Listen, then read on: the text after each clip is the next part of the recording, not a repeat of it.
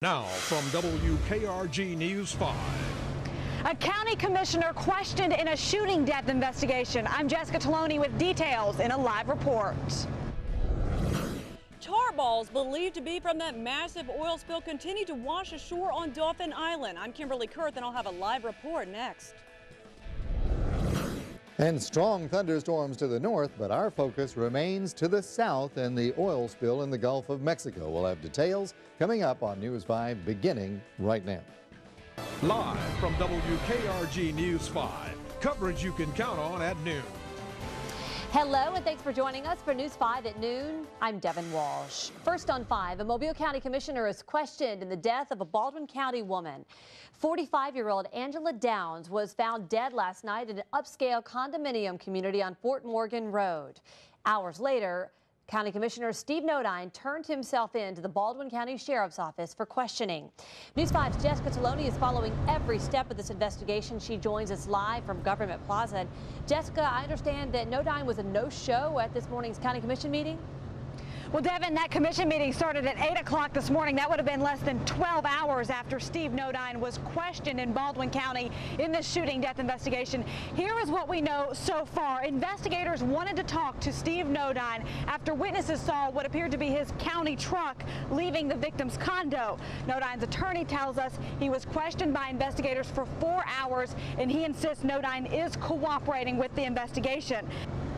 And of course, we're continuing to follow this story. We expect to have more information from Baldwin County investigators this afternoon, and we will have live team coverage coming up tonight on News 5 at 5 and 6. Reporting live from downtown Mobile, Jessica Taloni, News 5.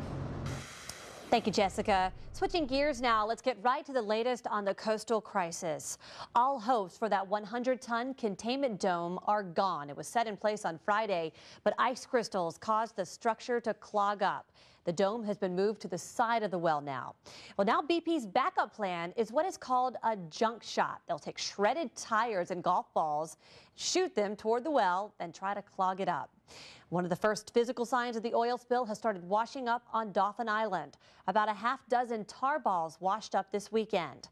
Alabama's Attorney General will be in Mobile to discuss just how Alabama businesses can take part in BP's reimbursement program. For the most up-to-date headlines on the oil crisis, you can log on to our website. We are posting the latest information as it comes into our newsroom. But now let's get the latest on where that oil is being tracked, and we're going to check in with meteorologist John Nodar. All right, and we will start off giving you an idea of where things are. I'll tell you a little bit about how this comes together, too. Heavy oil near the site of the original spill. Light oil surrounding that, now spreading westward to south of Grand Isle, Louisiana. There's also oil in Chandeleur Sound. Well, now that containment dome has failed, let's take a closer look at BP's backup plans. It's going to be at least another 6 weeks before another well can be drilled.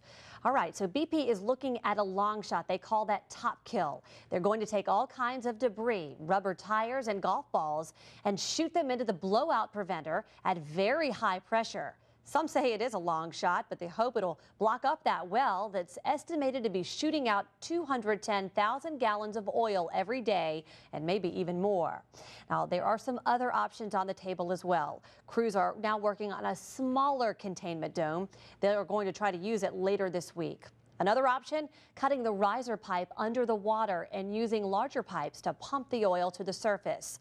However, BP says that would be tough to do, and it is a less desirable option. For the latest now on what is being done by the Coast Guard and BP officials, we want to check in at the Unified Command Center. News 5's Debbie Williams is there now live. And Debbie, what can you tell us?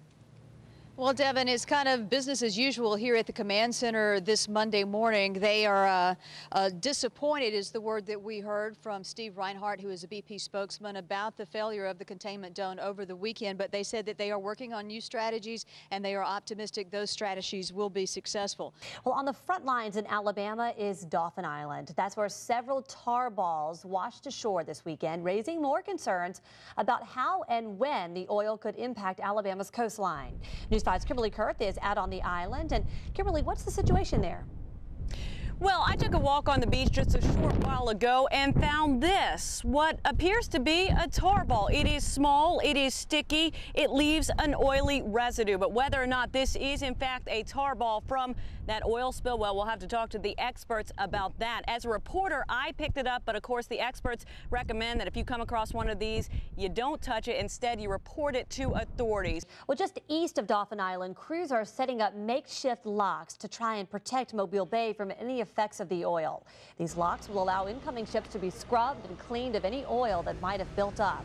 Inflatable boom will also be deployed across the bay from Fort Morgan to Fort Gaines. A barn door type of mechanism will be set up between the booms to protect the 9th busiest port in the United States. Still to come, she's never been a judge, but she is President Obama's pick for the Supreme Court. Find out who he says is the best person for the job. And just in time for your cookout, we have a delicious recipe for potato salad from one of the best. JJ Diven from Shane's Rib Shack joins us a little later on Take 5.